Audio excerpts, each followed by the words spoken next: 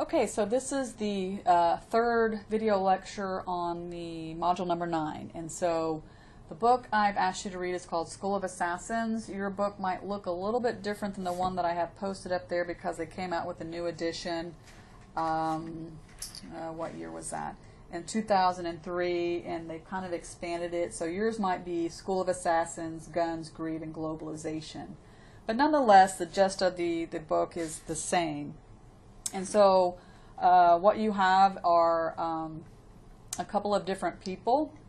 This is the priest that is talked about in the book. And then Jackson Nelson Pallmeyer is an assistant professor of justice. He's probably a full professor by now at the University of St. Thomas in St. Paul, Minnesota. And here he's speaking at the 1999 protest to close what's called the School of Americas. And so the original book focused on the arguments for closing the school. And so as you read through, I want you to consider what are the purposes of the school, what was the mission according to the supporters and according to the critics. Okay, and so the school was in Fort Benning, and so you can see a map there, and then this is the second picture is a protest of the school. So the mission of the school was supposed to be to teach American democratic values, to promote respect for human rights, as well as to foster cooperation between multinational military forces. And then it was also supposed to be a forum for open discussion on what are the things going on in the hemisphere. So it was supposed to be a place where military leaders could come together, particularly Latin American countries, that would learn about democratic values, learn respect for human rights, and then be able to train side by side with U.S. forces to try to promote those types of values.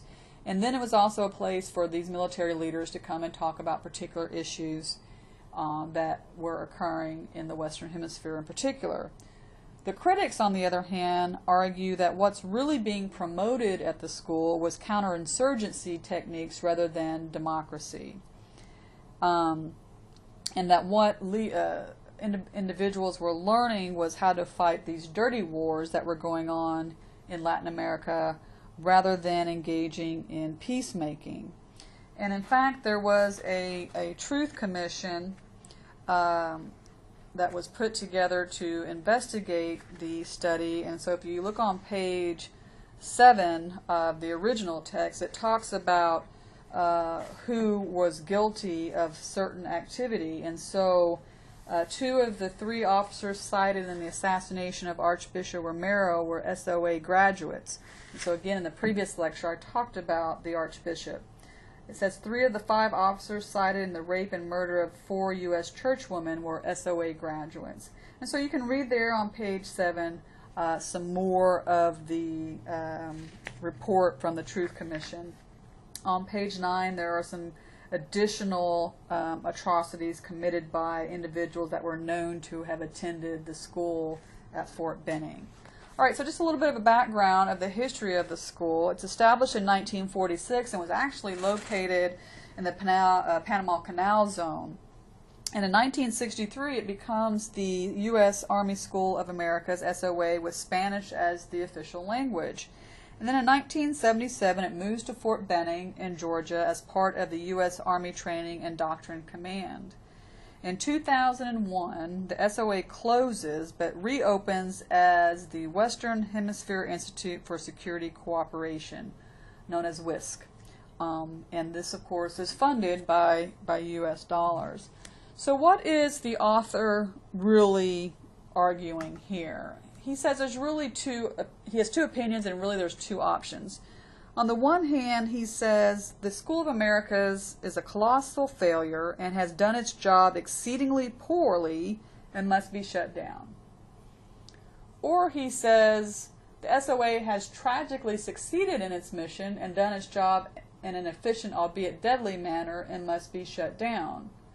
So basically what he's saying, if the objective of the SOA is to promote democracy and to promote respect for human rights, it's a colossal failure and it's done that poorly, so it must be shut down.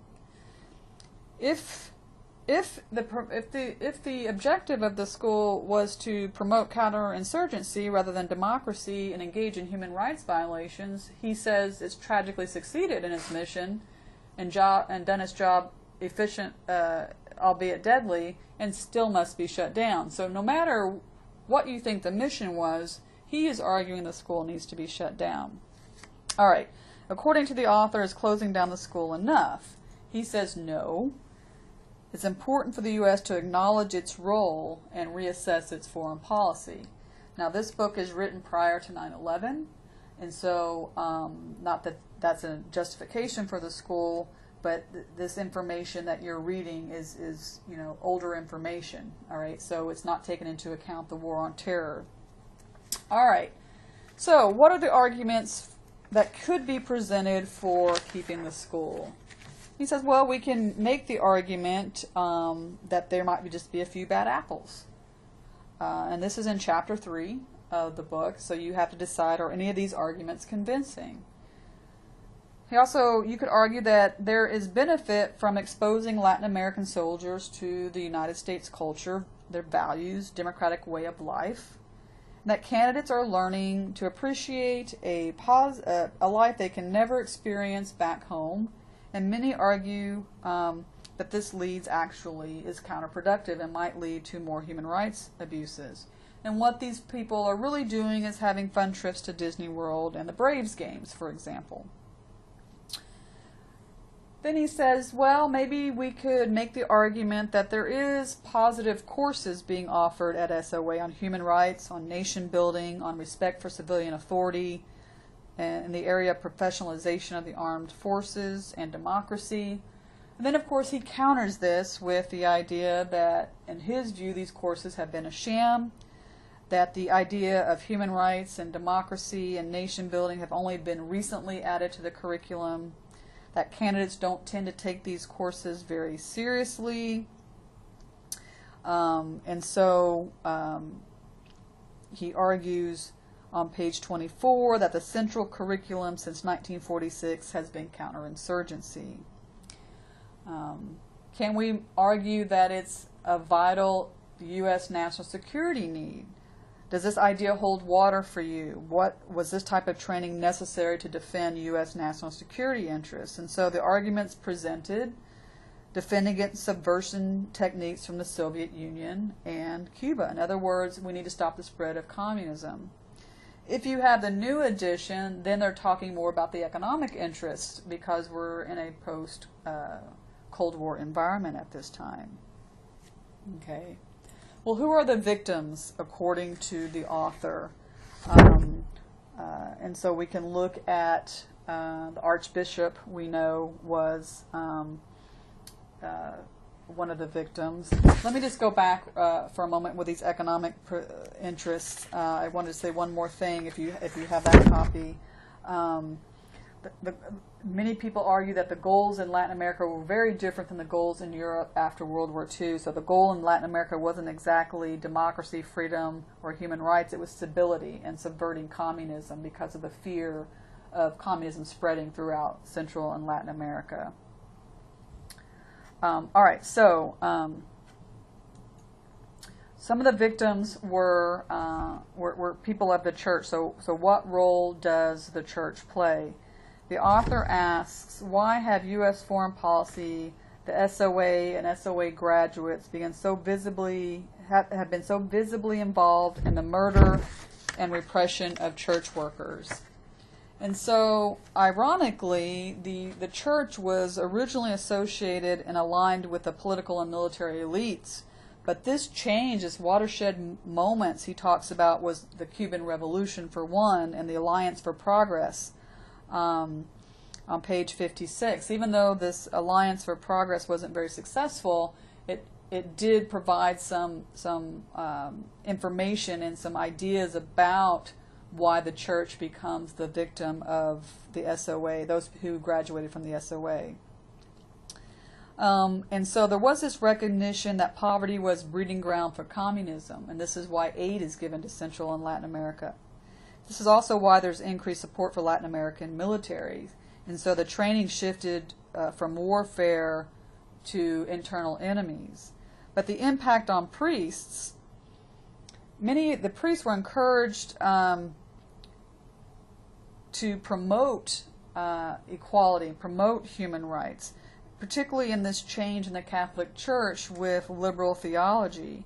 And of course, we've already talked about the Nicaraguan Revolution, and so the idea that Nicaragua fell to this, from the U.S. perspective, subversive left wing, and this combined with the church promoting social justice and liberal theology was seen as evidence of a communist conspiracy by the U.S. and U.S.-backed military leaders in Latin America. So you start to see the rhetoric begin about anti-communism. So again, Archbishop Romero, there were 4 church women who were killed by SOA graduates. There was a massacre that occurred where 900 civilians were murdered by the military, and it's detailed in a book by Mark Danner. University students are targeted, as are the clergy. And again, I've already kind of explained why, because they are seen as the leadership of the subversive movement. Okay. And here is just, again, we're looking at only El Salvador.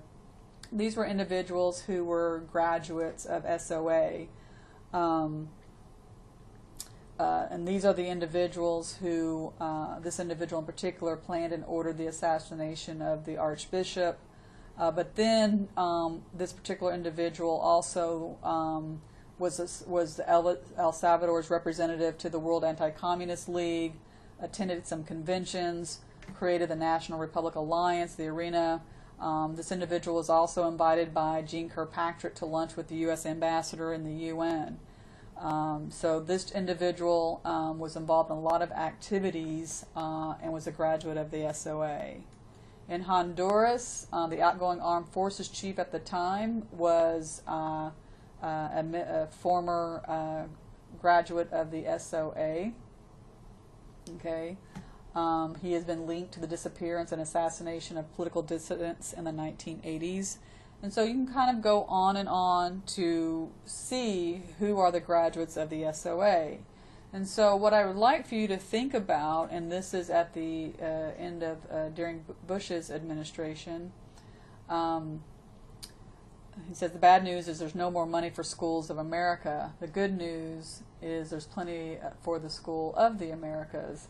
And so basically this money that was funding the School of Americas has been refunneled into the new institution now that is called the Western Hemisphere Institute for Security Cooperation.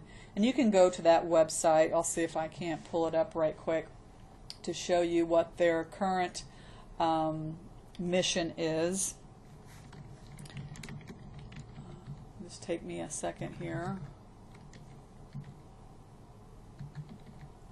It was an Institute for Security Cooperation. All right, here we go.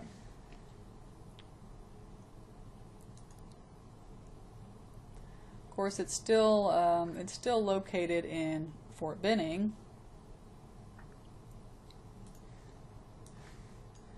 And this is the information about what happens, and you can go look at the academics and at the course catalog. So if we go look at the course catalog, hopefully we can see what's coming up. And you can see Spanish is the second language used at the school.